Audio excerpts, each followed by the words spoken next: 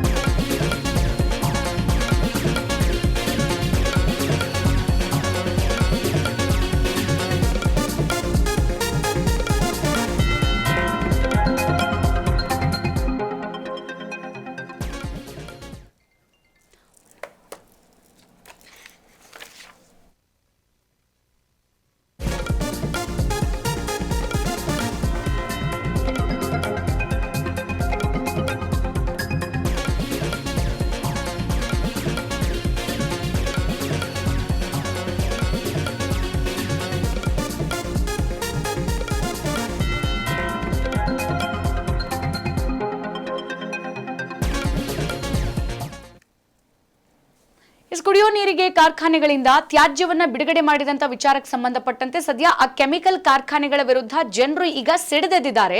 ಬೀದರ್ ಹುಮ್ನಾಬಾದ್ ಕೈಗಾರಿಕಾ ಪ್ರದೇಶದ ಫ್ಯಾಕ್ಟರಿ ಅದಾಗಿತ್ತು ನೋಡಿ. ಮೂರ್ ಫ್ಯಾಕ್ಟರಿಯಿಂದ ಕುಡಿಯೋ ನದಿಗೆ ನೀರನ್ನ ಬಿಡ್ತಾರೆ ಅಂತ ಅಂದ್ರೆ ಎಂಥ ಕೆಟ್ಟ ಕೆಮಿಕಲ್ ಅನ್ನ ಅವ್ರು ಬಿಡ್ತಾರೆ ಅನ್ನುವಂಥದ್ದು. ಆ ನೀರನ್ನ ನೋಡಿದ್ರೆ ಯಾರು ಕೂಡ ಕುಡಿಯೋ ಹಂಗಿಲ್ಲ, ನೋಡಿದ್ರೆ ವಾಕರಕ್ಕೆ ಬರುತ್ತೆ ಅಂತ ಕೆಟ್ಟ ಸ್ಮೆಲ್ಲು.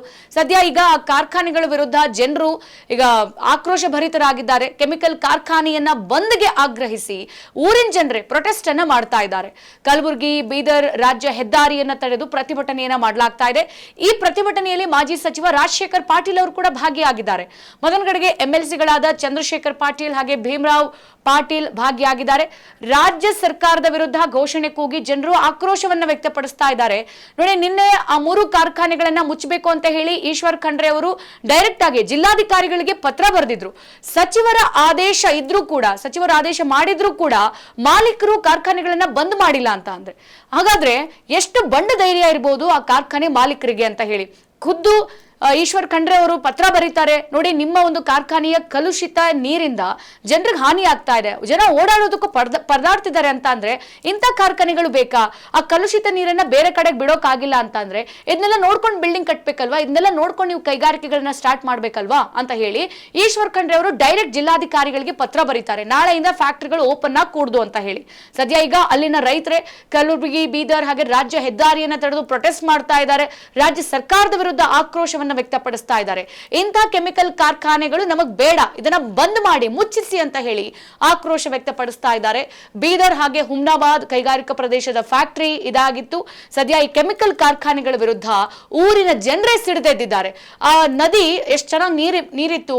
ಸೊ ಅಲ್ಲಿ ಇಲ್ಲಿ ಮೇಯಕ್ಕೆ ಹೋಗ್ತಾ ಇದ್ದಂತಹ ಜಾನುವಾರುಗಳು ಕುಡಿತಾ ಇದ್ವು. ಜನರು ಕೂಡ ಮೈಕೈ ತೊಳ್ಕೊಳ್ತಾ ಇದ್ರು. ಆ ನೀರ್ ನೋಡಿದ್ರೆ ಮೈಕೈ ತೊಳ್ಕೊಳ್ಳೋದಲ್ಲ, ಅಲ್ಲಿ ಆ ಸ್ಮೆಲ್ ತಗೊಂಡು ನಾವು ಅಲ್ಲಿ ಒಂದು ಅರ್ಧ ಗಂಟೆ ಇದ್ರೆ ನಮಗೆ ಕ್ಯಾನ್ಸರ್ ಬರುತ್ತೆ, ಇಲ್ಲದಿರೋ ರೋಗಗಳನ್ನ ಹುಟ್ಟಾಕುತ್ತೆ. ಆ ತರದ ಪರಿಸ್ಥಿತಿಯನ್ನ ಸದ್ಯ ಈ ಕೆಮಿಕಲ್ ಮಾಡಿರುವಂತದ್ದು ನದಿಯನ್ನ. ಹಾಗಾಗಿ ಇಂಥ ಒಂದು ಕಾರ್ಖಾನೆಗಳನ್ನ ಬಂದ್ ಮಾಡಿ ಅಂತ ಊರಿನ ಜನರು ಇವಾಗ ದುಂಬಾಲು ಬಿದ್ದಿದ್ದಾರೆ ರಾಜ್ಯ ಸರ್ಕಾರಕ್ಕೆ. ಕಲಬುರಗಿ ಬೀದರ್ ರಾಜ್ಯ ಹೆದ್ದಾರಿಯನ್ನ ತಡೆದು ಪ್ರೊಟೆಸ್ಟ್ ಕೂಡ ಮಾಡ್ತಾ ಇದ್ದಾರೆ. ಪ್ರತಿಭಟನೆಯಲ್ಲಿ ಜನರು ಮಾತ್ರ ಇದ್ದಿಲ್ಲ, ಮಾಜಿ ಸಚಿವ ರಾಜಶೇಖರ್ ಪಾಟೀಲ್ ಇದ್ರು, ಹಾಗೆ ಎಂಎಲ್ಸಿಗಳಾದ ಚಂದ್ರಶೇಖರ್ ಪಾಟೀಲ್ ಹಾಗೆ ಭೀಮರಾವ್ ಪಾಟೀಲ್ ಭಾಗಿಯಾಗಿ ರಾಜ್ಯ ಸರ್ಕಾರದ ವಿರುದ್ಧ ಘೋಷಣೆಗಳನ್ನ ಕೂಗಿ ಆಕ್ರೋಶವನ್ನು ಕೂಡ ವ್ಯಕ್ತಪಡಿಸಿದ್ರು.